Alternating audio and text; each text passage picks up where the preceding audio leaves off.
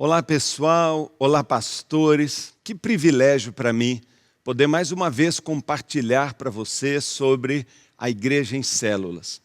Eu já devo ter compartilhado esta palestra tantas vezes, mas eu confesso, sempre tão emocionado e tão grato a Deus por tudo que nós temos vivido em todos esses anos. Tem sido mesmo uma bênção, fruto da graça, da soberania de Deus.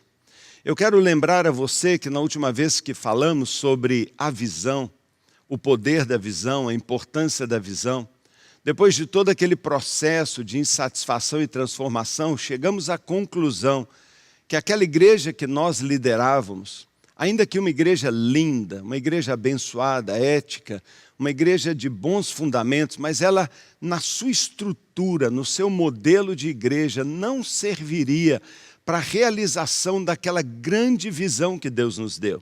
Uma visão de uma multidão de pessoas, uma multidão de líderes, que de fato realizaria uma grande obra para Deus, eu creio, o sonho da maioria dos pastores.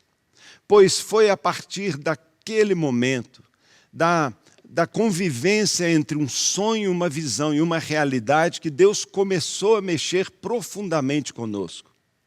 Desde então, talvez como nunca eu aprendi a apreciar as crises, as tormentas, as insatisfações, porque sem dúvida as maiores lições que a gente aprende, as maiores mudanças que a gente pode empreender, acontecem exatamente nesses momentos. E foi debaixo de muita insatisfação que nós começamos a questionar as coisas. Eu acho que é aonde nós íamos. Toda a conversa era o que Deus espera de nós, o que nós devemos fazer. E eu me lembro de uma manhã chegando no nosso antigo prédio, um prédio menor, mais acanhado, mas onde a igreja nasceu. Eu me lembro de ter chegado e me sentir um impulso de ir até dentro daquele prédio e me sentar. E eu vi todas as cadeiras vazias, eu vi aquele prédio, e eu comecei a pensar, eu falei, mas afinal de contas, o que é isso aqui? O que é a igreja? Você já fez essa pergunta? Eu queria trabalhar com você no início agora dessa nossa palavra sobre esta questão, o que é a igreja? Você já parou para pensar? Eu não estou imaginando aquelas respostas óbvias e comuns, mas eu estou pensando um pouquinho naquela resposta mais sincera. O que é de fato a igreja? A igreja tem sido muito questionada, não só nessa época, mas eu acho que sempre. A igreja sempre tem sido questionada. Qual o papel da igreja? Qual a relevância da igreja? Por que a igreja deveria ser considerada por toda a sociedade um presente de Deus, essencial? Por que a igreja deveria ser considerada a esperança do mundo? O que é a igreja? Sabe, eu constatei naquela época muito mal entendido pela maioria das pessoas a respeito da igreja. A primeira pergunta que a gente fez foi, a igreja é um prédio? Será que a igreja é um prédio? Claro que não, Paulo. A maioria prontamente vai responder, de jeito nenhum.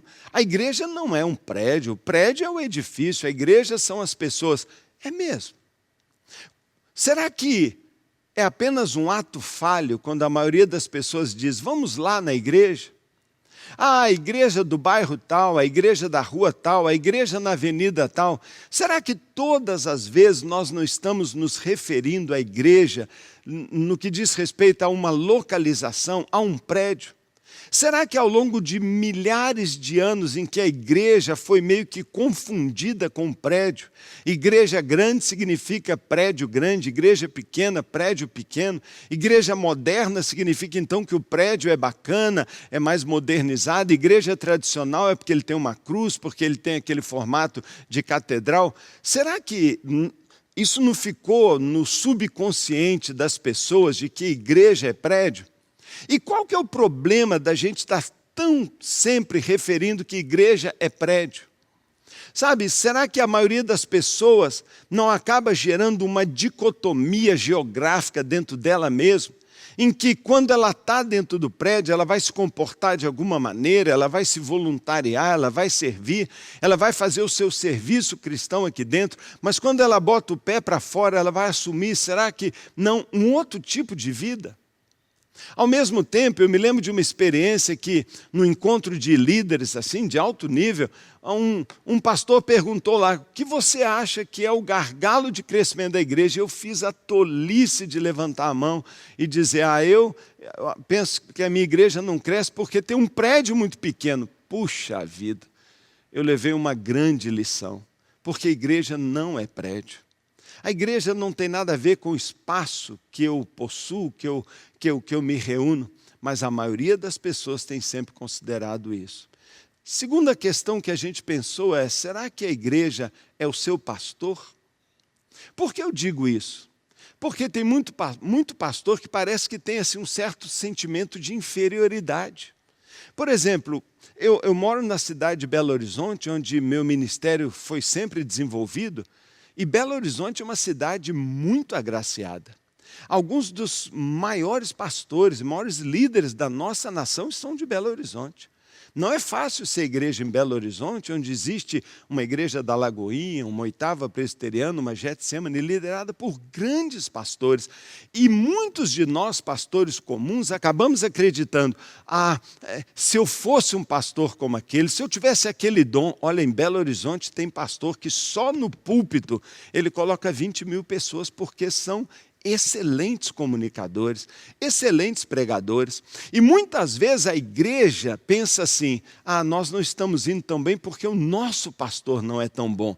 Então, a ideia de que é a igreja do pastor fulano de tal, a igreja do grande pastor, precisamos melhorar a nossa igreja, troque o pastor. Será que lá no fundo nós não estamos com esse tipo de pensamento enraizado dentro das nossas maneiras de pensar? A próxima pergunta que nós fizemos naquela época lá é: será que a igreja é a sua música? Por que eu digo isso? Porque muitos pastores querem ver sua igreja cheia, querem ver sua igreja, não é, assim, reconhecida, um lugar agradável, a presença de Deus. E sabe o que muitos pensam? Convidar uma banda famosa daquele tipo que enche o prédio. Não tem nada de errado em fazer isso, mas será que isso não vai semeando na cabeça das pessoas que igreja é a sua música? Será que quando um pastor pensa em trazer uma vitalidade, uma renovação em a sua igreja, não pensa em comprar instrumentos novos, não pensa em contratar um músico assim mais famoso, um músico de sucesso e poder encher a igreja por causa de uma banda legal? Será que a igreja não está confundindo? Igreja é a sua música? A próxima questão também muito importante é: será que a igreja são as suas tradições? Nós vivemos numa pluralidade de igrejas, nós temos igrejas pentecostais e tradicionais, igrejas batistas e presbiterianas, com formas, com liturgias diferentes, com tradições diferentes, uma Assembleia de Deus, um evangelho quadrangular, e as comunidades modernas, contemporâneas, que vieram quebrando tudo, refazendo, questionando. Será que a igreja são as suas tradições? Eu digo isso porque eu tenho encontrado com pastores que dizem assim: você não sabe o que é estar debaixo desta tradição. Você não sabe como minha denominação é difícil. Sabe, nós não conseguimos ser assim como você, porque isso não cabe no nosso tipo de igreja. Será mesmo? Então, todas estas questões vão nos conduzindo a pensar: o que é a igreja? Será que a igreja é o prédio e aumentando o prédio, ou modernizando, ou reformando o prédio, eu renovo a igreja? Será que a igreja é o seu pastor, e se eu trocar de pastor, ou o pastor fizer um curso? Será que é isso? Será que a igreja é a música, suas bandas, sua tradição? Mais ainda, será que a igreja são os seus ministérios? Claro, nós temos uma igreja linda, cheia de ministérios, mas será que nós ainda acreditamos que o que vai mudar a nossa igreja é um novo ministério de esporte? É um trabalho com crianças diferenciados e as mamães virão e isso vai fazer nossa igreja? Você acredita mesmo que igreja é o conjunto dos seus ministérios, sabe? Durante muitos meses, por não dizer anos, essa pergunta bateu na nossa cabeça. Por quê? Porque nós tínhamos um sonho, uma visão de impactar uma cidade. Nós tínhamos uma frustração de uma igreja que parecia não conseguia cumprir a grande comissão, estagnada no seu crescimento por anos, e nós pensávamos, o que está de errado? Alguém já tinha dito para você fazer uma igreja crescer, uma igreja viver a realidade do chamado de Deus, você não tem que perguntar o que está faltando, você tem que perguntar o que está atrapalhando. Será prédio? Será ministério? Sabe, ao longo desse tempo todo, nós fomos questionando e chegamos a uma conclusão. Não. A igreja não é o prédio, apesar de poder e dever ter ótimos prédios, melhores que você puder. Não é música, não é pastor, não é a tradição, não. Ora, não? Então, o que é a igreja? O que é a igreja? Eu gostaria que você assistisse a esse vídeo e descobrisse junto conosco o que é a igreja. O que é a igreja? A igreja é um prédio? A igreja é o pastor? Ou seus auxiliares? A igreja é a música?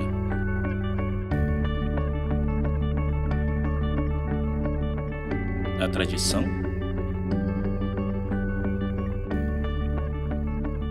Ou os ministérios?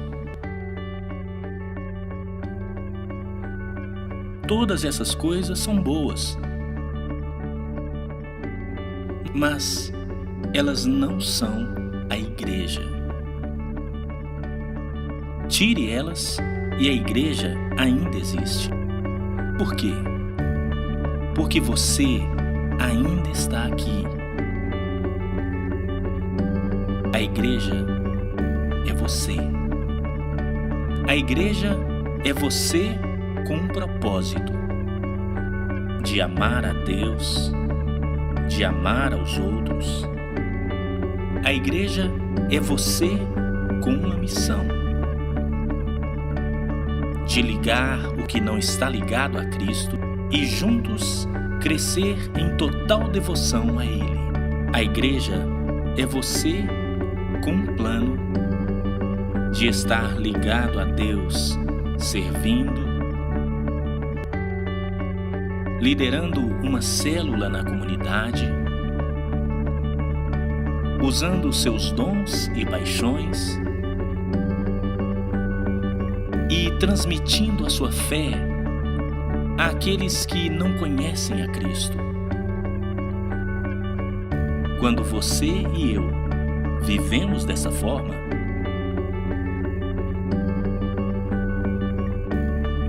todas as coisas que costumamos fazer na igreja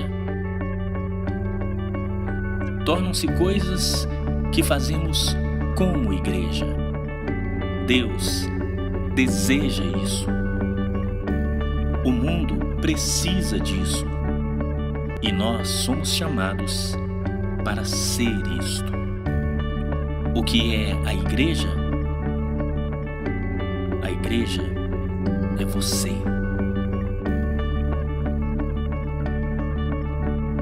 Você viu que interessante? Qual a conclusão que a gente chega? Pode parecer para você, eu sei disso. Para mim, foi uma revolução. Foi quase que uma revelação de Deus. Sabe, quando nós chegamos à conclusão que, a despeito de todas essas questões assim mais tecnocráticas, ligadas a prédio, organização, gestão, modelo, liderança, mas que de fato a igreja são as pessoas, o nosso olhar mudou. A partir do dia que nós chegamos à conclusão que eu sou a igreja, e você é a igreja, e você é a igreja, e as pessoas são a igreja, nossos olhos se voltaram do prédio, da banda, da estrutura, para as pessoas. E como pastor, eu comecei a olhar para as pessoas e pensar, meu Deus, então a igreja sou eu, a igreja somos nós. A igreja somos nós, mas nós o quê? Com um propósito, nós com uma missão bem clara e todos nós dominando, sabendo e conhecendo um plano simples para ser igreja no nosso contexto, na nossa cultura, no nosso chamado que Deus nos deu. A igreja somos nós. Somos nós desde que a gente entenda que tem um propósito. Frequentador não é igreja. Frequentador é um cliente de um serviço religioso, mas não é igreja se ele não abraçar uma vida com propósito. Não é uma pessoa que não tem uma missão. Vai para onde? Qual a razão de nós estarmos aqui domingo após domingo? Porque eu vou fazer uma escola bíblica, porque eu vou estudar a Bíblia, fazer um curso, se eu nunca vou poder usar? A igreja somos nós, com um propósito, com uma missão e com um plano simples. Isso mudou radicalmente. Por que mudou radicalmente? Porque fez com que o nosso olhar se voltasse para as pessoas e a gente começasse naquela época a perguntar o que está faltando para que então esta igreja se levante para cumprir aquele papel que Deus a estabeleceu para cumprir. Falta o propósito, falta clareza na missão, falta um plano. E talvez esta igreja não estivesse vivendo aquilo que ela deveria viver, porque nunca pastor colocou um plano na mão dela. Sabe, eu me lembro ainda quando garoto, adolescente na minha igreja, do meu pastor tão querido, entregar para nós folhetos na saída, não é? Folhetos evangelísticos, e dizer, olha, durante essa semana entrega esse folheto. Eu queria entregar esse folheto, eu queria ganhar pessoas para Jesus, mas só no domingo seguinte que eu ia me lembrar. Por quê? Porque a igreja se reunia no prédio, no domingo, e parece que quando eu saía lá para fora, parece que dava um branco, eu não sou mais igreja.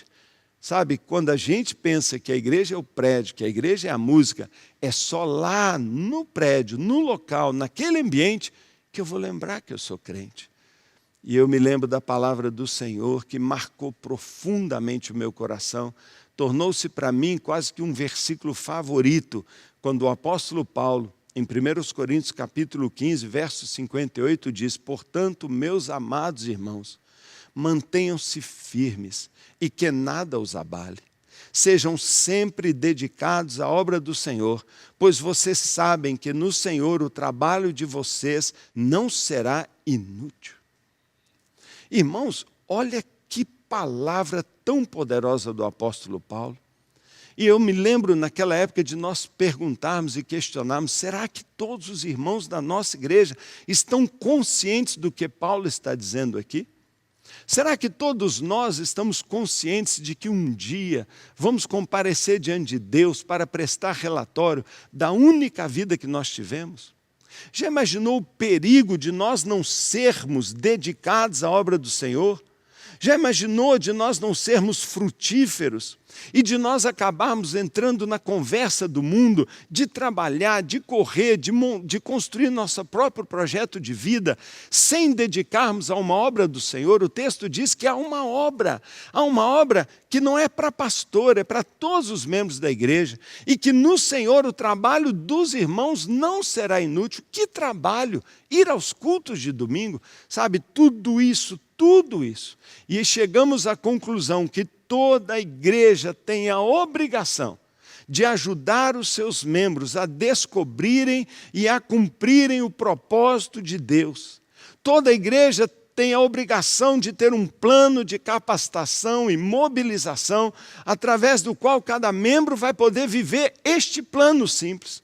E nós entendemos que Deus estava nos chamando agora, depois de uma visão daquilo que Ele quer nos levar, a um caminho, e não há outra maneira, a não ser envolver todas as pessoas. Pastor Rick Warren, tão conhecido, tão admirado por tantos, ele diz assim, há um exército de crentes sentados nas suas igrejas, esperando para serem mobilizados, e eu não sabia disso. Sabe por quê? Porque eu estava pensando em pintar o prédio, eu estava pensando em melhorar a banda, eu estava pensando em criar um novo ministério, mas as mudanças que deveriam acontecer na mente, no coração, na alma de cada frequentador na igreja, eu nem percebia. Por quê? Porque não imaginava que a igreja são as pessoas. E ele diz, há um exército de crentes sentados na igreja, esperando para serem mobilizados. E se nós pudermos descobrir uma maneira, pastor, você já descobriu esta maneira? Foram anos, mas nós descobrimos uma maneira.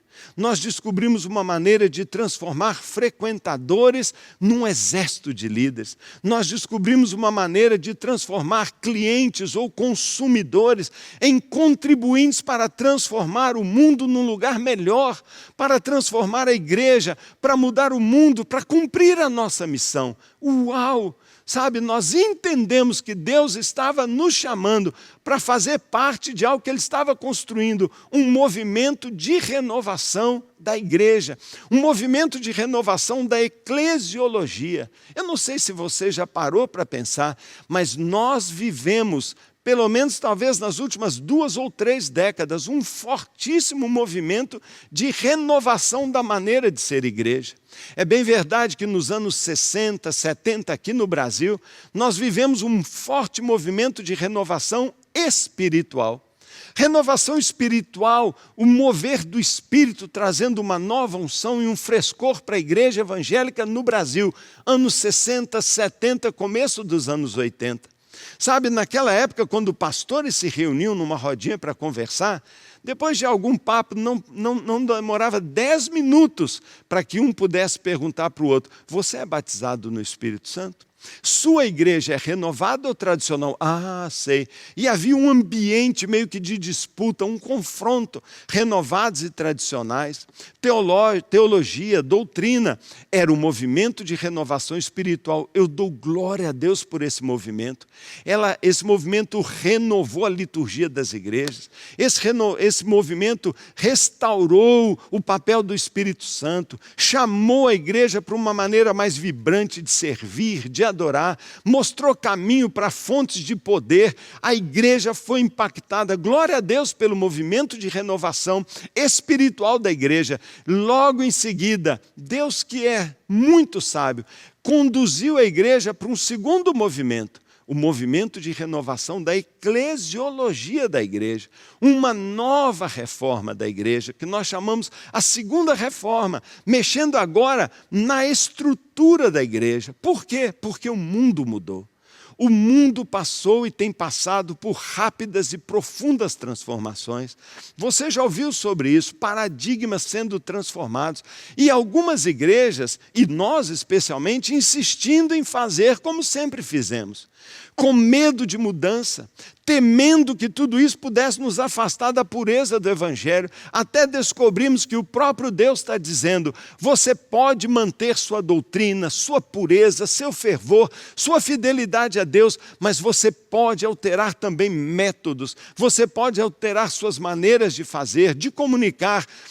Puxa vida, abriu-se para nós uma coisa linda. E no mundo inteiro, a gente vê as marcas desse poderoso movimento. Será que a sua igreja já está vivendo este movimento de renovação que tem levado igrejas a um nível de impacto e de influência muito maior? Será que a sua igreja já tem passado por esse movimento de renovação? Sabe, é um privilégio nós podemos viver. E eu quero compartilhar com você que esse movimento de renovação está no mundo inteiro. Ele está no meio das igrejas batistas, ele está no meio das Assembleias de Deus, ele está no meio das presbiterianas, em todas as igrejas e em todos os países. Nós poderíamos aqui gastar muito tempo falando das características, das mudanças na liderança e modelo de liderança. Nós poderíamos falar da forma de usar comunicação. O uso da comunicação, meu Deus, com as novas tecnologias, tem aberto uma gama enorme de oportunidades, de ensino à distância, de tantas ferramentas de comunicação. Mas eu quero destacar apenas aqui 4 marcas muito fortes da igreja dos dias de hoje, deste movimento que Deus tem trazido e que tem sido comum. 4 marcas comuns em todos os países, em todos os lugares. E como eu tenho viajado, como eu tenho olhado e observado, e eu vejo em todas as igrejas. E eu queria dizer para você que a primeira principal marca desse movimento de renovação da igreja é o que nós chamamos de um retorno à grande bandeira do sacerdócio universal dos crentes. Essa foi uma das principais bandeiras da Reforma Protestante, lá dos anos 1500, não é? Mas muito do que foi preconizado naquela época não tinha sido colocado em prática. Mas agora, nesse tempo, parece que Deus está agindo de uma forma tão forte, no sentido de provocar uma descentralização. Parece que Deus definitivamente quer trazer o ministério de volta para as mãos daquele que de fato o ministério pertence, o povo de Deus. Ministério não é uma exclusividade de uma elite espiritual, mas o ministério é de todos os crentes. Foi por isso que Lutero arriscou-se tanto, por isso os reformadores lutaram tanto, para dizer que não precisa ter um sacerdote consagrado para que as pessoas tenham acesso e para que as pessoas possam servir a Deus e realizar o chamado de Deus para as suas vidas. Sabe? Nada mais claro para nós do que a declaração de que Ele designou alguns para apóstolos, outros para profetas, outros para evangelistas e mestres, com vistas o quê? Para preparar os santos para a obra do seu ministério, para que o corpo de Cristo seja edificado. Será que todos na nossa igreja estão bem conscientes, como eu já disse, de que essa é a única vida que eles terão? Será que eles estão conscientes de que um dia estarão diante do trono de Deus para prestar conta dos talentos, do ministério que Deus entregou para cada pessoa? Por quê? Porque os dons foram derramados sobre todas as pessoas. Todos foram capacitados e chamados por Deus para realizar uma obra. Mas Deus colocou na igreja pastores, mestres, evangelistas. Para quê? Para evangelizarem. Deus colocou mestres para ensinarem, Deus colocou na igreja pastores para pastorearem também, mas principalmente para treinar pessoas que têm esses dons para realizarem o seu ministério e edificarem a igreja. E edificarem a igreja e conquistarem almas para Jesus. Porque uma igreja unida pelos seus ministérios, quando os 5 ministérios existem e quando os pastores estão preparando pastores com P minúsculo, como gosta de dizer o pastor Abe Uber, pastores que têm o ministério pastoral, o ministério de ensino, quando nós todos funcionamos, a igreja funciona, a igreja cresce, a igreja se desenvolve, a igreja é edificada. Então, a primeira marca que você pode ver por aí em todas as denominações, em todos os movimentos cristãos que têm acontecido hoje em dia na igreja, você vai andar por aí e vai ver, olha, está envolvendo todos, treinamento, capacitação, mobilização de voluntários. É tão comum nós chegarmos numa igreja hoje e o pastor dizer, olha, aqui nesta igreja nós temos 2.000 voluntários, nós temos 1.000 pessoas trabalhando. Por quê? Porque há um despertamento para o papel do crente na igreja, que juntos nós somos melhores, que juntos nós somos muito mais fortes e que, de fato, a igreja é um exército adormecido pronto para ser levantado. Minha primeira pergunta, você faz parte desse movimento de renovação, de ar fresco, de revitalização das igrejas? Então me responda, na sua igreja, esta bandeira é bem levantada? Ou você continua com aquele antigo hábito de que tudo está na mão de 10% que carregam o piano? Será que ainda nós não descobrimos que muito da ineficiência e da pequena quantidade de frutos é porque aquilo que é essencial na vida da igreja ainda está sobrecarregando e sendo um peso para poucas pessoas dentro da igreja? Segunda marca comum no mundo inteiro é que o evangelismo agora, ele é pessoal. O discipulado e o evangelismo pessoal. O que significa isso? Até pouco tempo atrás, eu fui na cruzada do Billy Graham no Maracanã. 1974, 200.000 pessoas. Eu vi os teleevangelistas, os mega pregadores. O que eles fizeram foi extraordinário. Agora, há pouco tempo, o pastor Reinhard Bonk, meu Deus, milhões se convertendo em cruzadas de poder. Mas sabe o que aconteceu ao longo dos anos? O diabo contra-atacou de forma muito eficiente. Sabe, ele colocou a mídia que está nas suas mãos para envenenar a mentalidade da sociedade contra a igreja. Como ele fez isso? Ele começou a fazer isso através dos escândalos, através de jogar assim para todo mundo ver na mídia e transformar em grandes noticiários e escândalos as falhas dos líderes religiosos. Começou com a Igreja Católica. Nós todos sabemos das notícias a respeito de problemas ligados à pedofilia, problemas ligados a comportamento dos sacerdotes. Claro, uma exceção, uma minoria, a maioria dos padres são excelentes, a maioria está fazendo um trabalho excelente que a gente parabeniza. Mas a mídia soube usar muito bem o escândalo em algumas nações, em algumas vertentes, não é? Para quê? Para que na mentalidade das pessoas criasse assim, um pensamento lá enraizado. Todo padre é pedófilo. E às vezes nós evangélicos falamos, os padres não tomaram cuidado, mas talvez muito pior foi o que aconteceu depois de décadas e décadas de notícias sobre escândalos financeiros envolvendo mega evangelistas e mega pastores e ligados aí talvez a uma falta de prestação de contas, né? Enriquecimento de pastores. Sabe o que está na mentalidade da maioria das pessoas a respeito de nós pastores? Todo pastor é ladrão. Todo padre é pedófilo e todo pastor é ladrão. Você é ladrão? Eu não sou ladrão. Eu conheço milhares de pastores, nunca encontrei um pastor ladrão. Eu vejo ao contrário, pastores pegando na sua despensa o pouco que tem, distribuindo com sua congregação. Pastores são heróis. Tem padres aí dando a vida para ajudar pessoas, curando suas enfermidades, suas mazelas sociais. Mas na cabeça do povo afaste-se da igreja. É um bando de hipócritas. Essas pessoas só querem o seu dinheiro. Essas pessoas querem abusar das suas crianças. Então gerou uma aversão comum, comunitária contra a igreja. Não é incomum pessoas atravessarem para o outro lado para nem passar perto no quarteirão da igreja. Sabe, eu estou exagerando um pouco, mas é muito verdade.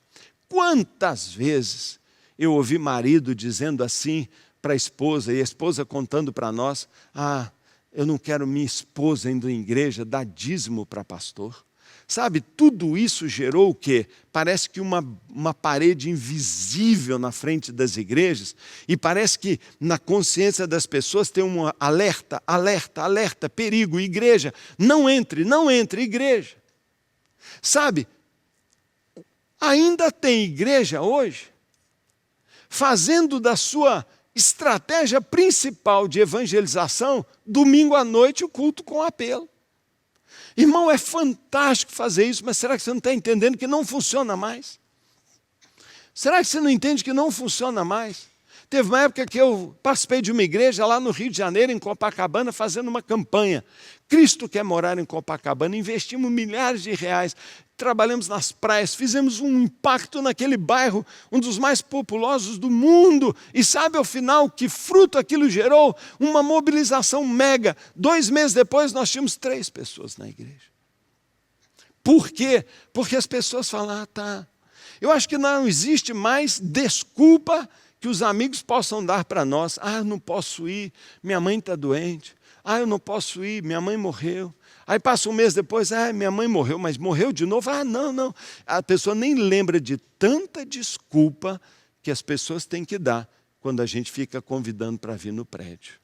Sabe, evangelismo e discipulado agora é pessoal. Eu gosto de citar esse exemplo, é muito simples. Mas você quer comprar um carro, não tem dinheiro para comprar um carro. Porque os carros novos custam muito caro, você vai comprar um carro usado e você vai numa daquelas grandes agências de carros usados e você olha, mas você tem medo de comprar. Por quê? Porque você não conhece a procedência do carro. Mas segunda-feira você chega no seu emprego e o seu colega é um amigo seu, não é? Um colega chegado, e você chega e olha o computador, ele está olhando lá anúncios de carro, e você fala, você está olhando o carro? Eu também estou olhando. Eu vou trocar meu carro. Aliás, olha o que eu vou comprar, 0 quilômetro. Mas e o seu usado? Esse eu vou vender. Você já vendeu? Não, eu vou anunciar agora. Você está falando daquele carro super bem cuidado, sempre com boa revisão, que você tem tanto capricho. É esse mesmo, eu estou vendendo. Eu compro. Você compra? Eu compro. Por que você compra? Porque é seu. Eu pergunto, o carro está bom? Está ótimo. E sabe, o negócio é fechado em um instante. Por quê? Porque você não está numa loja pública que você não conhece. Você não entende que muita gente que é convidado para uma igreja não conhece aquele pastor, não sabe que coisa esquisita é essa, que música que esse pessoal... E eles têm assim uma resistência. Mas quando é um amigo, diz, eu estou vendendo o meu carro, pode levar no mecânico. Não precisa nem olhar, eu confio em você. Por quê? Você conhece, você confia. Deus é tão sábio que ele entendeu essa estratégia e ele já tinha um plano muito maior. O evangelismo pessoal, espalhar os seus filhos como testemunhas nas escolas, nos shoppings, nas faculdades, nos locais de trabalho, nas academias, porque todo lugar é lugar e toda hora é hora de falar de Jesus. Então Deus fez uma virada das grandes concentrações, das grandes cruzadas, para o evangelismo pessoal, muito mais eficiente. Por quê? Porque apesar de toda essa versão de igreja, as pessoas estão angustiadas, solidão, vazio existencial, as pessoas se sentem carentes, e a igreja é cheia de amor, de carinho. E as pessoas, então, são alcançadas por um amigo que os leva para a sua casa, para conhecer outros amigos e experimentar daquilo que Deus está fazendo. Evangelismo pessoal. Impressionante o que Deus está fazendo. Agora eu pergunto, a sua principal estratégia de evangelismo é o evangelismo pessoal, que nós chamamos de evangelismo de relacionamentos?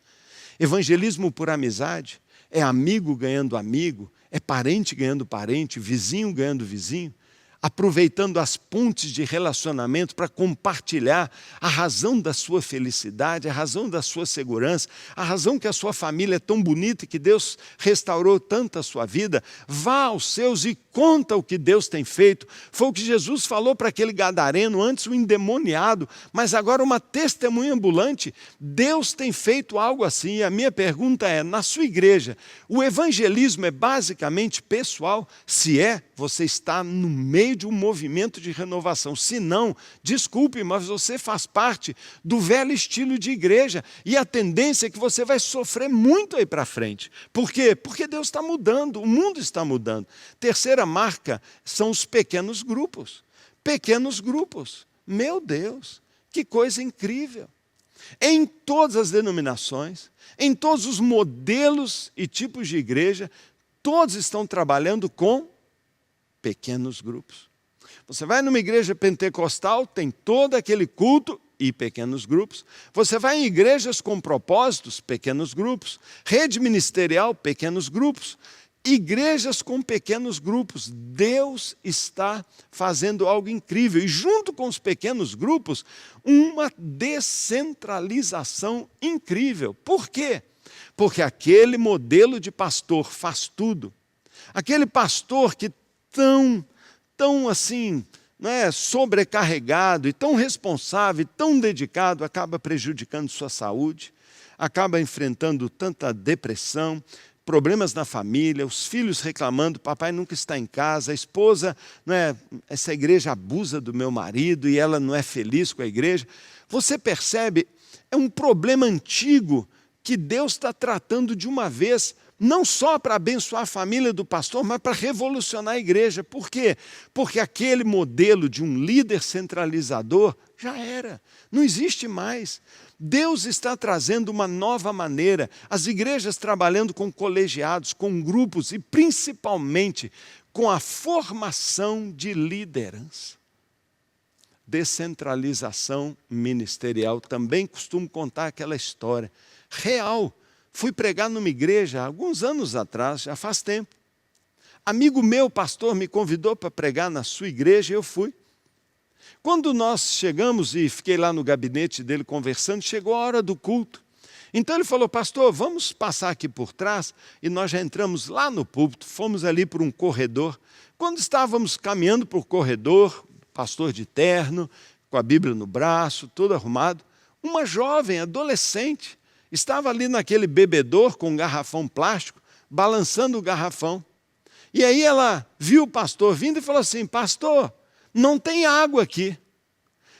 O pastor, sabe o que ele fez, irmãos? Aquele pastor falou, pastor Paulo, o senhor pode segurar a minha Bíblia, por favor? Eu falei, claro, segurei. Ele tirou do bolso um molho de chaves, mas tão grande. Aí eu já fiquei assustado, sabe por quê? Eram chaves demais. Ele tinha no bolso todas as chaves da sua igreja. Tinha um volume na sua perna que eu estava notando desde lá do gabinete. Eu pensei, ele deve estar com um tumor na perna. Nada, era um molho de chaves. E ele pegou aquela chavezinha já amarelada de tanto uso.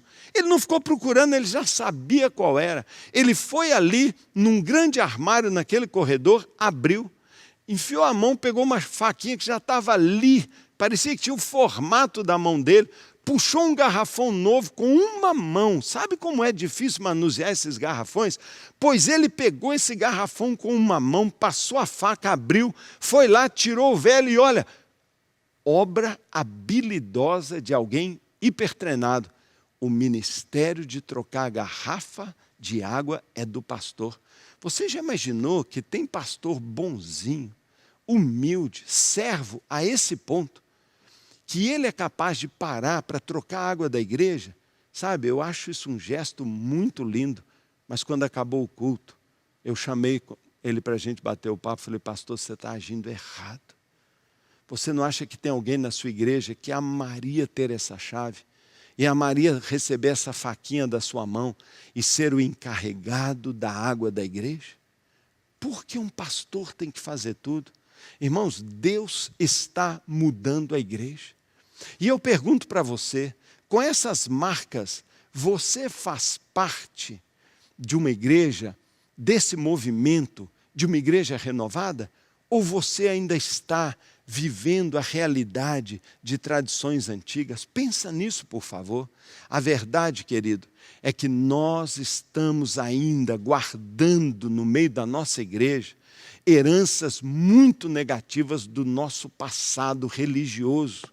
Um passado nem sempre saudável, um passado nem sempre bonito da igreja, mas que nós estamos nos agarrando a algumas tradições. Talvez a pior dela, que está impregnando a nossa igreja, é essa ideia de que ministério é exclusividade de pastores e obreiros profissionais. Sabe, eu acho muito legal que um pastor estude, que ele faça doutorado, quanto mais estudar melhor, mas cuidado, porque nós podemos sem notar, com a nossa impostação de voz, com o nosso terno esplêndido, com a vaga do nosso carro, que o nosso motorista tem luva branca e bandeirinha na frente, com aquela placa maravilhosa, ministério, não sei o quê, nós podemos estar alimentando um dos maiores perigos à vitalidade, à saúde, ao crescimento da igreja, o clericalismo. Aquela ideia de que ministério é só de profissional. Isso é lindo, é bacana, o pastor vive a aventura, ele prega, mas meu Deus do céu, você lembra aquele tempo que na saída do culto as pessoas, o pastor ficava na porta para apertar a mão de cada um. Irmão, isso não existe mais, apesar de ser a ideia de muito carinho, mas todo mundo se abraça. Não é pastor só que pode abençoar, um abençoa o outro. Isso é que gera vida na igreja. A figura que a gente ilustra aqui nessa palestra mostra um crente pequenininho diante de um gigante, o seu pastor. Você acha legal? Talvez para o pastor seja legal. Ah, eu sou o super pastor. Mas a verdade é que a maioria dos membros vai se inferiorizando, vai desacreditando, vai se tornando tímido, uma humildade destruidora, dizendo, eu não. E é a coisa mais comum, final de ano, quando a gente precisa de líderes, a gente tem que sair implorando alguém que assuma o ministério tal. Você lembra dessa época? E aquele que diz assim para você: não, pastor, eu aceito sim, eu posso ajudar, eu só não quero liderar. Por quê? Por que será que alguém cujo fundamento bíblico, cujo um dos valores essenciais da Bíblia afirma: você é um ministro, todos são ministros, por que ele não quer trabalhar? Por quê? Sabe, irmãos, foi pensando tudo isso e juntando tudo isso que um dia, orando a Deus, mas, irmãos, eu orava tanto com todas essas questões na minha cabeça. A igreja não é prédio, a igreja, eu preciso fazer as pessoas, e esse movimento de renovação, um dia orando, Deus falou comigo: levanta os olhos. Eu levantei, e aqui na minha frente, porque eu tinha anotado todas as características mais importantes de igreja, estava lá: igreja de pequenos grupos, igreja em células, e Deus falou comigo: é isso que você vai fazer. Sabe, irmãos, a partir do ano de 1999, Deus botou convicção no meu coração: você vai transicionar a sua igreja para uma igreja em célula. Como eu falei, quando nós falamos da visão, se aquela igreja não servia, eu precisava urgentemente de uma igreja onde tudo isso pudesse ser verdade. O modelo de uma igreja em células é o retorno aos mesmos princípios que levaram a igreja primitiva de Atos 2 a transformar o mundo. E o que a igreja de Atos 2 vivia? Duas grandes verdades. Primeira, cada crente naquela igreja era um ministro chamado e capacitado por Deus. Quando o Espírito Santo veio em Pentecoste, veio sobre todos. E Atos 2 diz que todos iam de casa em casa, todos estavam no templo, que eles tomavam suas refeições, em todos havia alegria, em todos havia testemunho, e Deus, o quê? Acrescentava à igreja. Cada crente um ministro, mas também cada casa, uma igreja em potencial, uma mini igreja, onde nós nos reunimos no domingo numa grande celebração festiva, alegre, com uma pregação de um pastor ungido, uma pregação encorajadora, uma pregação que define os valores, uma pregação que define os caminhos, uma pregação bíblica, uma pregação edificante, mas durante a semana, em pequenos grupos, relacionamento, convivência, convidar amigos que não vêm para o grande prédio, mas vão na casa do melhor amigo, tomar um café, comer uma pizza e conversar a respeito da palavra, aprender a orar, ser acolhido com amor, ser bem recebido, conhecer Jesus, ser edificado, discipulado, batizado. Cada casa, uma mini igreja, com todo o potencial de uma igreja viva, multiplicadora. Sabe, querido, Bill Beckman, um dos grandes pensadores, um homem que eu admiro demais, um amigo pessoal, ele diz assim: as duas expressões da igreja no Novo Testamento. Quais duas expressões? Essas que eu falei: a igreja no templo, celebração, e a igreja de casa em casa. Não é uma questão de cultura ou de conveniência, não é porque é legal, não é porque está na moda, mas são expressões da própria natureza de Deus, que é transcendente e que é imanente. Isaías 57, verso 15 diz: pois assim diz o Senhor, o alto e sublime Deus, aquele que vive para sempre, um Deus transcendente. Ele diz: habito num alto e santo lugar, mas habito também com contrito e humilde de espírito. Eu estou presente com uma pessoa, com um grupinho de pessoas. Eu estou num alto trono. A igreja tem que refletir na terra a imagem do Deus invisível. Ela é pequena e ela é grande. Ela é grande para causar impacto, ela é grande para produzir grandes obras, para levantar movimentos missionários, ela é grande para celebrar, ela é grande para a cidade saber que ela existe, ela é grande para fazer obras, ela é grande para executar grandes ministérios, mas ela é pequena para se importar, para chorar do lado, para ouvir. Ela abraça, ela é pequena em reuniões em roda, onde um olha no rosto do outro, mas ela é profética, ela é grande voz como voz de águas. Por quê? Porque é o que Deus é. Deus é o grande soberano, mas Ele é comigo, Ele é conosco, Ele é meu amigo, Ele está do meu lado. A igreja tem que ter essas duas dimensões. E como nós falamos anteriormente, parece que ela perdeu essa característica. Sabe, o próprio pastor Bill Beckman elaborou uma linda parábola, uma história que nos ajuda a entender. É a parábola da igreja de duas asas. Sabe, essa história é muito linda, por quê? Porque ele conta para nós a história de uma igreja que Deus criou, que Jesus veio inaugurar, que o Espírito Santo veio empoderar, uma igreja de duas asas. Como uma grande águia, ela tinha duas asas e por isso ela podia voar em grandes alturas. Ela podia ir por toda a terra, em qualquer lugar, e ela podia fazer sempre a vontade do seu Criador. A asa, não é? A asa do grupo grande e a asa do grupo pequeno ao mesmo tempo. Ao mesmo tempo, nós não defendemos uma igreja de uma asa só, nós não queremos uma igreja só de pequenos grupos, porque ela não vai funcionar, não foi assim que Deus a criou, mas também hoje nós criticamos muito, nós falamos, coitadas das igrejas que só tem o culto, que só tem o prédio, ela perde a dimensão da qualidade, a dimensão da unidade, a dimensão do relacionamento, a dimensão do evangelismo relacional. Sabe, o Bill Beckman conta essa história então daquela igreja que tinha duas asas, mas com o passar do tempo a invejosa serpente, que não tinha nenhuma asa, mas rastejava pelo chão, ela veio e começou a tentar a igreja, ela começou a tentar convencer a igreja a voar apenas com uma asa. Apenas com uma das asas, não mais as duas asas, mas a serpente disse, olha, você não precisa do pequeno grupo.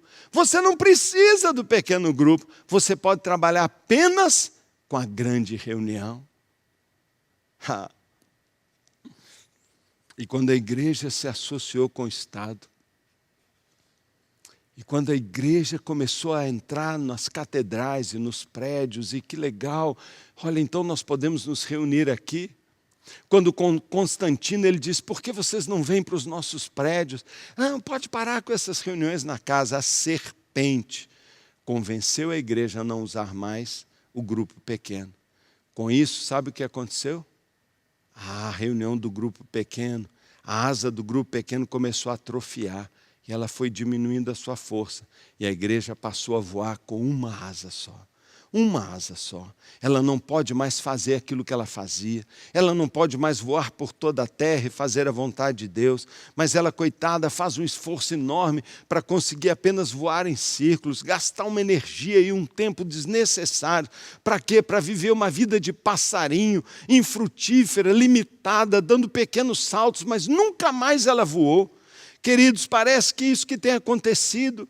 Parece que é isso que tem acontecido, mas nesses dias, no movimento de renovação que Deus está fazendo, o Criador agora está trazendo para nós uma visão diferente. Ele está restaurando as duas asas da igreja. A igreja tem o seu prédio, a igreja faz as suas reuniões, tem os seus cultos, as suas bandas, pode ter tudo e tem os ministérios, mas ela não é uma igreja de programa, é uma igreja equilibrada, que funciona no prédio e nas casas, onde nós temos um pastor, mas nós temos milhares, centenas de pequenos pastores, cuidando de pequenos rebanhos, descentralizando o ministério e garantindo uma qualidade como nós nunca tínhamos anteriormente.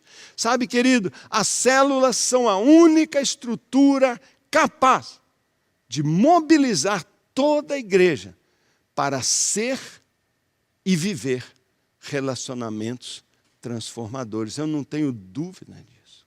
E, irmãos, a visão celular tem transformado o cenário evangélico mundial.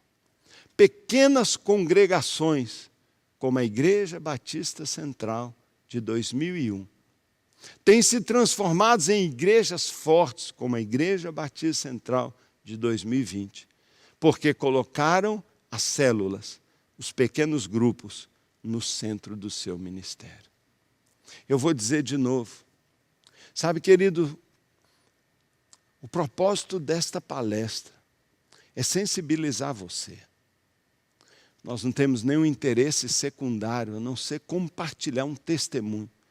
Deus transformou a nossa história. Um sonho impossível, uma visão que nos encheu de esperança, mas ao mesmo tempo uma pergunta, como? Com essa igreja não tem jeito. Deus nos chamou a fazer uma transição para uma igreja de pequenos grupos. E nesta transição, Deus começou a preparar a nossa igreja a entrar nesse rio, nesse mover de Deus chamado renovação de igrejas. Onde hoje a maioria dos pastores se reúne e pergunta: você está em células? Você trabalha com propósito? Há um burburinho, há um fervor, há uma discussão linda, é uma troca de melhores práticas. Todo pastor se reúne, qual a sua melhor prática? E uns colaboram com o outro. Por quê? Porque nós estamos levantando igrejas, antes pequenas, e estão se transformando em grandes igrejas e poderosas igrejas, porque tem colocado esses princípios, especialmente o pequeno grupo, as células, no centro do seu ministério. Sabe? É uma questão de valores. Esse é um dos papéis principais de um pastor. O pastor defende os valores. E ao longo desses anos, Deus foi colocando dentro de nós alguns valores que hoje são inegociáveis para nós. Sabe quais são valores inegociáveis para nós? Relacionamentos. Cada pessoa deve viver relacionamentos, por isso a declaração da nossa visão é ser uma igreja em células, que vive o amor de Deus. Deus é amor, Ele deu sua vida por nós, devemos dar a nossa vida aos nossos irmãos. O que Deus espera de ti? Ame a Deus de todo o seu coração, sua força, você sabe, mas ame o seu próximo também. Relacionamentos significativos, uma família, membros de uma família. Célula como estilo de vida, são meus amigos. No meu aniversário eu chamo minha célula. Eu vou para o cinema com a minha célula. Eu vou sexta-feira à noite sair, comer pizza com a minha célula. Meu estilo de vida, grupos repletos de amor que alcançam o mundo por amizade. Evangelismos por relacionamento. Por quê? Porque isso é o coração de uma igreja em célula. É a forma mais natural e mais eficaz da gente evangelizar, por meio de amizades, de amor e de cuidado. E eu poderia agora ficar aqui horas contando testemunhos e testemunhos de pessoas que hoje estão no nosso meio, porque um amigo alcançou, porque uma situação dramática fez alguém da igreja aproximar para servir. Por quê? Porque é uma igreja que se baseia em relacionamentos. Quando nós entramos num prédio cheio, lotado, e sentamos num banco, o máximo que a gente tem de visão é a nuca de uma pessoa. Você já pensou nisso? Será que uma igreja, a única coisa que ela tem para oferecer é um palco lá na frente e uma nuca virada de costa para mim? Pois quando nós entramos no pequeno grupo, nós nos assentamos numa roda. Quando nós assentamos num pequeno grupo, nós damos as mãos. Nós terminamos orando de pé. Todo dia na minha célula, a gente dá as mãos, a gente se abraça, a gente chora e ora. Meu Deus, quando termina a minha célula terça-feira, eu estou esperando a próxima terça-feira para encontrar meus amigos. Meus amigos. Evangelismo por relacionamento. Discípulos que fazem discípulos e cumprem a grande comissão, naturalmente. Naturalmente. Segundo valor que nós não abrimos mão, é inegociável naquilo que é uma igreja em célula, é a formação e capacitação de líderes. Lembra o que é a igreja? O que é a igreja? É prédio? É o pastor? São as pessoas. As pessoas com uma missão, que entendem o seu propósito e assumem uma missão e têm um plano. Eles são treinados. Sabe, aquele meu pastor colocava um folheto no meu bolso e falava: durante essa semana, fale, eu queria, mas eu não sabia como. Hoje eu sinto a responsabilidade de treinar e dizer: é fácil, vem fazer comigo, faça como eu faço, e depois ele vai fazer. Por quê? Porque célula é oportunidade de ministério para todos. É lá no ambiente da célula. Claro que a gente tem escola também, lógico, temos uma escola maravilhosa, mas na prática é ali que nós aprendemos com o líder como a gente ser também um futuro líder da igreja. E é também um terceiro valor inegociável, a multiplicação das nossas células. Por quê? Porque Deus nos encheu de compaixão. Porque as multidões estão perdidas, exaustas e aflitas. Elas são como ovelhas sem pastor, o lobo vai comê-las.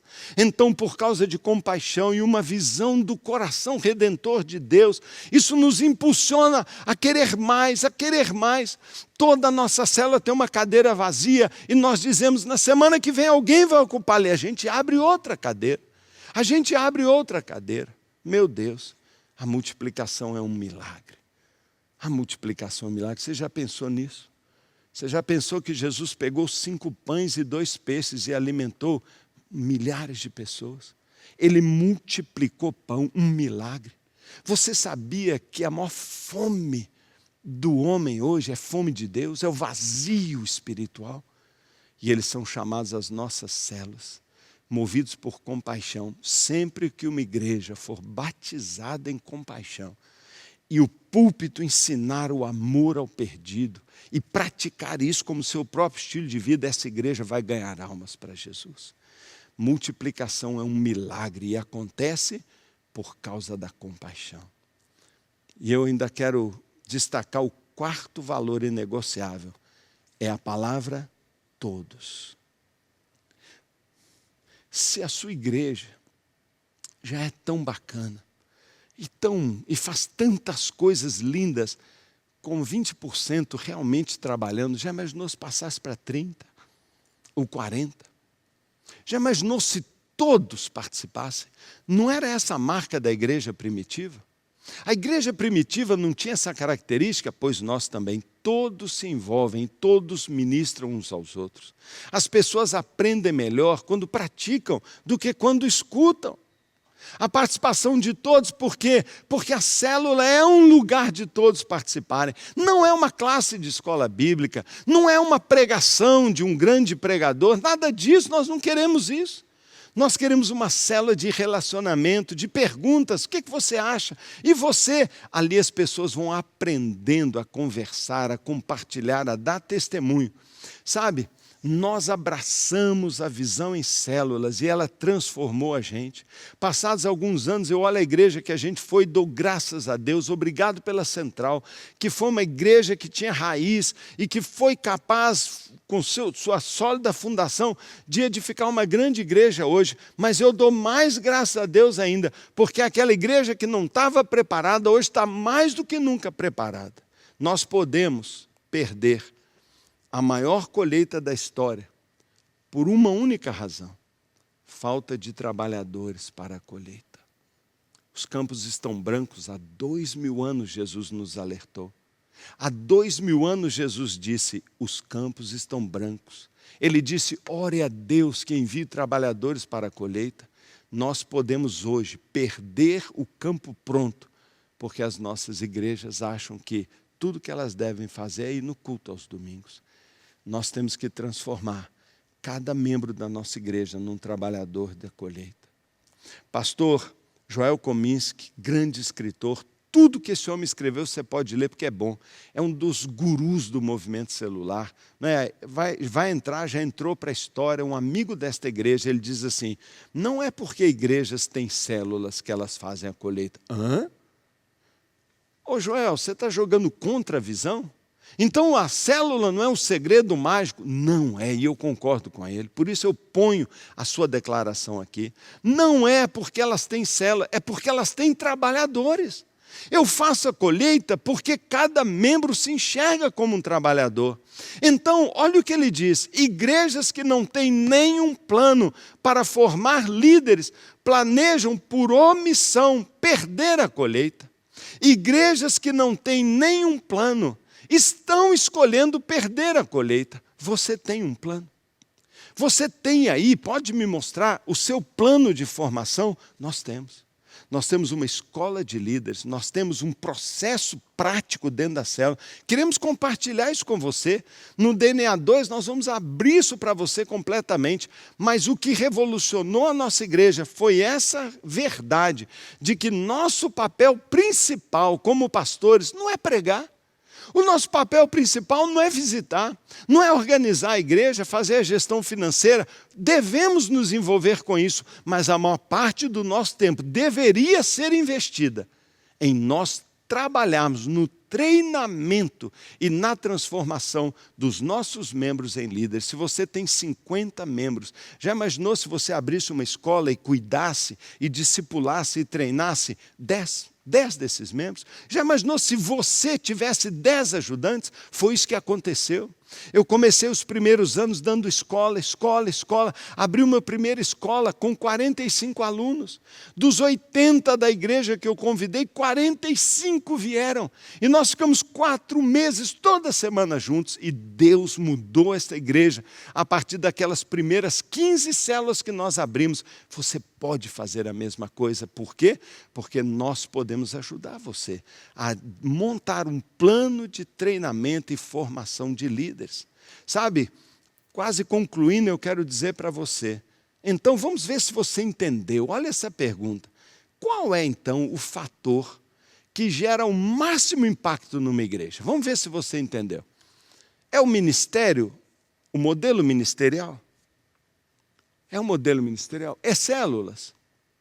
É igreja com propósitos? É uma rede de ministérios? É evangelismo explosivo? O que gera o máximo impacto? Vai pensando aí, sim ou não? É o ministério pastoral? É o pastor fulano de tal? É o pastor tal? Troca o pastor? É o desenvolvimento de liderança? O que você acha? O que você deveria se envolver prioritariamente para gerar o máximo impacto e a maior transformação na sua igreja? Você vai mudar o modelo ministerial da sua igreja? Você vai trocar de pastor ou formar uma equipe pastoral? Ou você vai dedicar tempo de qualidade, afirmando para a igreja que isso é um valor e desenvolver liderança? Eu não tenho dúvida nenhuma para te dizer que o fator que causa o máximo impacto é o desenvolvimento de liderança. Desenvolvimento de liderança é o maior segredo da visão celular e da multiplicação. Olha, eu vou chegar para o lado aqui e quero compartilhar com você uma coisa muito importante. Vou pedir desculpa, porque eu vou projetar aqui agora a história da igreja. Eu estou contando a minha história desde a outra palestra, como Deus me transformou de uma pessoa tímida, de um pastor inseguro, de uma igreja pequena, no pastor de uma grande igreja, e de um movimento tão forte de crescimento de igrejas. Eu estou compartilhando com você muito aqui, com a maior pureza de coração, maior humildade. Meu desejo é causar um impacto, é Deus falar com você. Estamos orando há muito tempo para transmitir essa palestra a você, pedindo a Deus, Senhor, é algo tão simples. A visão celular é tão simples, ela é tão poderosa, o modelo de uma igreja em células é tão saudável, ela une tanto a igreja. Eu ouço pessoas dizendo, mas vai dividir a igreja, ela traz... Nada disso é verdade. É uma bênção, é de fato um retorno à igreja do Novo Testamento. E eu quero projetar aqui para você, desde a fundação da Central, 1961, com 89 irmãos. Eu quero mostrar para você o que aconteceu. Analisa comigo se eu não tenho razão. Olha o que nós temos aqui. Em 1961, a igreja foi inaugurada com 89 pessoas. 89 pessoas inauguraram a Igreja Batista Central. E ela teve uma história muito bonita. Uma história de ética, uma história de honestidade, uma história de muita fidelidade a Deus. Mas você está vendo o crescimento da igreja?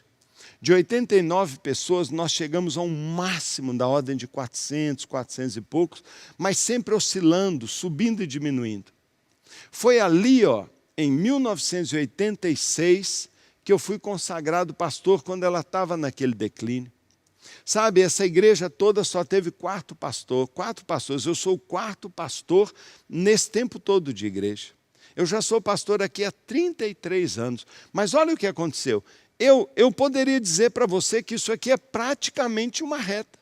E talvez eu poderia dizer para você que se eu continuasse mais 50 anos, eu continuaria aqui nessa faixa. Mas em 2001, depois daquele impacto da visão, em 99, 2000 pregando, ensinando para a igreja sobre esse movimento de renovação, ensinando sobre o chamado da igreja, nós fizemos a transição para o modelo celular. Fizemos a transição. E, de fato, nós abrimos aquelas 15 primeiras células em 2001. 15 células.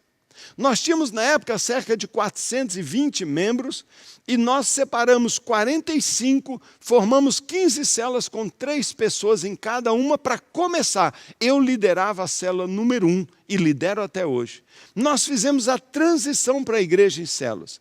Nós passamos a estabelecer treinamento de líderes, nós passamos a priorizar edificação em pequenos grupos, evangelismo relacional e discipulado no mesmo ambiente. Ali ele se converte e ali ele já pertence. Essa é a transição para uma igreja em células. Olha o que aconteceu no movimento de crescimento da igreja. Por favor, dá uma olhada. Não fica óbvio, eu saí da frente para você poder ver, mas não é óbvio que do lado de cá é uma igreja, do lado de lá é outra. Você entende agora porque eu disse para você, numa outra palestra, que essa igreja nunca viveria aquilo? Agora, hoje nós temos ali cerca de 14 mil, 15 mil pessoas, mas nós não contamos visitantes. Só nos últimos meses, agora nós estamos com 9 mil visitantes, que não estão contados, são mais de 20 mil pessoas, 21 mil pessoas, toda semana nas nossas células. Outro dia nós estávamos com 400. Eu não estou fazendo aqui apologia de movimento de igreja, eu não estou falando de mágica, eu estou falando de graça, eu estou falando de milagre, eu estou falando de algo que Deus está fazendo. Hoje nós somos 1.850 células na central, nós somos mais de 3.600 líderes trabalhando nessas células. 14 mil pessoas se reunindo, fora os visitantes, mais de 20 mil pessoas toda semana. E nós continuamos crescendo. Agora, por favor, você está notando que estranha essa tela aí no fundo? Não é, foi de propósito que eu escolhi. Sabe o que é isso aí? Essa tela é um grande mosaico. E cada mancha que você está vendo aí é o rostinho de um desses nossos 1.850 bênçãos. Líderes. Sabe como nós os chamamos aqui? Pastores conosco. Nós os chamamos de ministros. E eu vou dizer, eles fazem um trabalho maravilhoso. Eu tenho um orgulho. Agora, sabe qual que é a delícia? É que eu sou pastor, com uma equipe de 40 pastores, mas ao nosso lado, 3.600 líderes, todo dia orando, contribuindo com alegria, porque a igreja é deles, com um senso de propriedade entusiasmado. Uma igreja em células. Querido, por que eu estou te contando tudo isso? Eu peço desculpas se você não gosta de números. Eu também não quero. Não é nunca no sentido de nos exaltar, mas para você ver. Quando a gente retorna a um sistema saudável de igreja, descentralizada, com sacerdócio de todos os crentes, com pequenos grupos, descentralizada, já falei, não é mais uma igreja que vive mesmo, não é a quebra desses paradigmas de prédio, e principalmente forma os líderes, dá a eles, não é, uma visão forte, dá a eles uma missão para cumprir, levar o evangelho a todas as pessoas, e dá um plano, multiplicar células, abrir sua própria célula, fazer da sua casa uma igreja. Deus revoluciona a igreja. Na minha cidade, ainda existem milhões para serem alcançados. Isso que nós fizemos aqui é nada comparado às necessidades. E você acha que eu estou feliz? Eu todos os dias choro diante de Deus pedindo, Senhor, eu quero mais. E meu alvo agora é ir para 100 mil membros. Você está vendo que aquela curva está crescendo. Você está vendo que ela está apontada. Se você fizer uma extrapolação daquela curva ali, e eu vou voltar nela para você ver, mas se você fizer uma extrapolação nessa curva, e se você olhar, ela está apontando para cima. Se você me der mais 1 ano, mais 5 anos, nós vamos lá para cima, mas é pouco. E eu quero dizer para você, os campos estão brancos. Nós precisamos fazer isso juntos. Sabe por que eu estou compartilhando isso com você? Porque uma alma ganha aqui na Central tem o mesmo valor que uma alma ganha aí na sua igreja. Porque para mim tanto faz, se a sua igreja vai crescer mais que a minha, é um reino, uma igreja. E eu creio que Deus levantou o DNA, um movimento generoso, gratuito, uma rede de amigos, para quê? Para ganhar este mundo. Eu quero chamar você a servir a missão, ao sonho de Deus, não da nossa igreja, mas a entender que se você não fizer mudanças, nada vai mudar. Nada vai mudar se você não mudar. Nada vai mudar se a estrutura da sua igreja não mudar. E eu tenho um sonho, sabe? Eu tenho um sonho muito grande. O meu sonho é de uma multidão de discípulos, incontável, que continuam e fazem discípulos sempre. E assim, através da multiplicação de células, nós possamos alcançar esta geração para Jesus e transformar o mundo. E eu termino a minha palestra com uma pergunta muito séria. Vamos juntos? Vamos juntos? E essa é a nossa proposta. E talvez essa seja a decisão que você tem que tomar.